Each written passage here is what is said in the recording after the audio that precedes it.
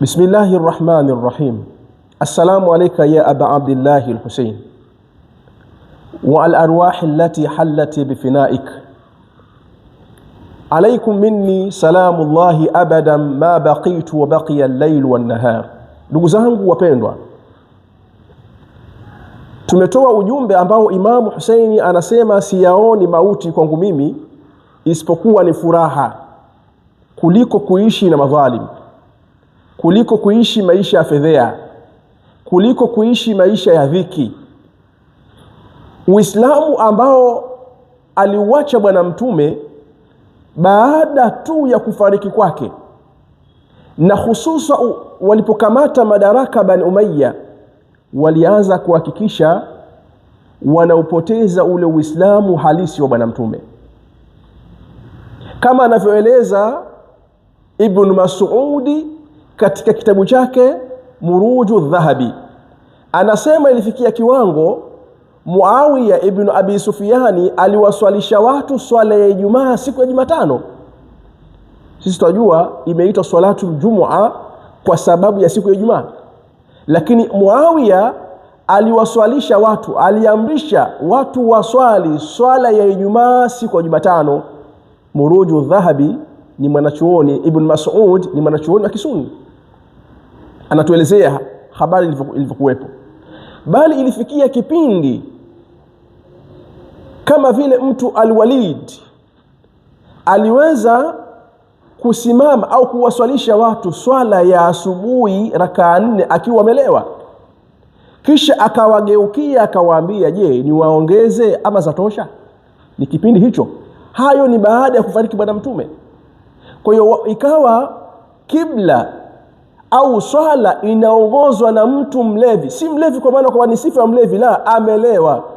Yani yeye mwenyewe tayari iko chakari, amelewa, anatangulia anawaswalisha watu.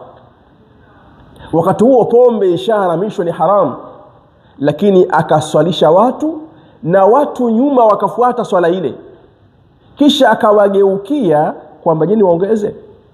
Hivi wafikiri ni nani ambaye alikuwa na jukumu la kusimama kuutetea Uislamu?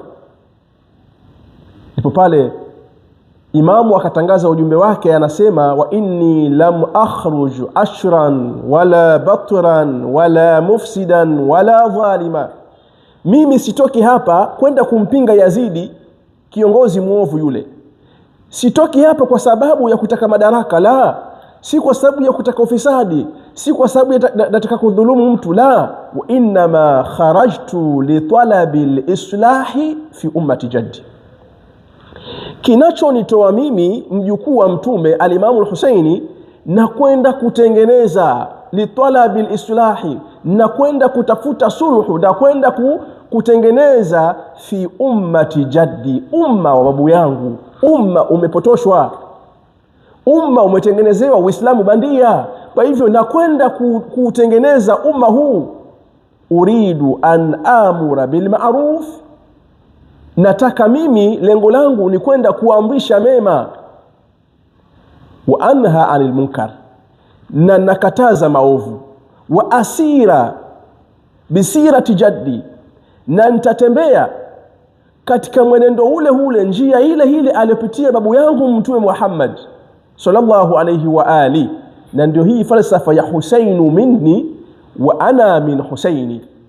Mtume aliposema kwamba Husaini anatokana na mimi na mimi ninatokana na Husaini, falsafa inakuja hapa kwamba Imam Husaini huwa anapitia njia ile ya Mtume Muhammad, wa asira bisirati jaddi wa abi Ali, na napita katika njia ile aliyopita babu yangu Mtume Muhammad na baba yangu Ali.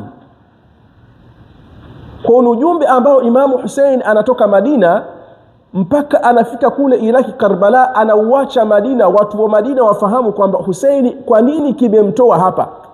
Ni kwa sababu tayari ulikuwa umma umebadilishiwa Uislamu, umeachiwa Uislamu kava tupu, gamba tupu, sheria zote zimekaliwa, watu wanakunywa pombe waziwazi. Kiongozi kama Yazidi ambaye alikuwa akisema zile ndio kiongozi, ndio khalifa, ndio amirul mu'minin kipindi kile, ni mnywa pombe, mzinifu, bali ni mcheza kamari, mcheza ngoma, hakuna maasi unayoyajua wewe ambayo ilikuwa hana Yazidi. Bali zaidi ya hapo ni tariku swala, ni mtu hasiye swali, tariku swala.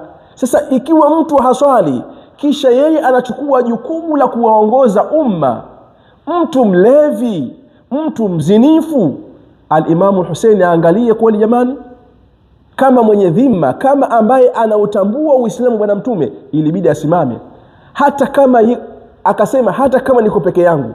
Na kweli al-Imamu Hussein akauawa akiwa peke yake, baada ya wale wasaidizi wake wote kuuliwa, akawa yuko peke yake, wanamuua mjukuu wa mtume.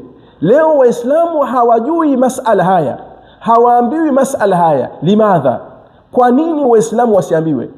Kwa nini waislamu wasijue swala kama hili, kwamba mjukuu wa mtume ameuliwa?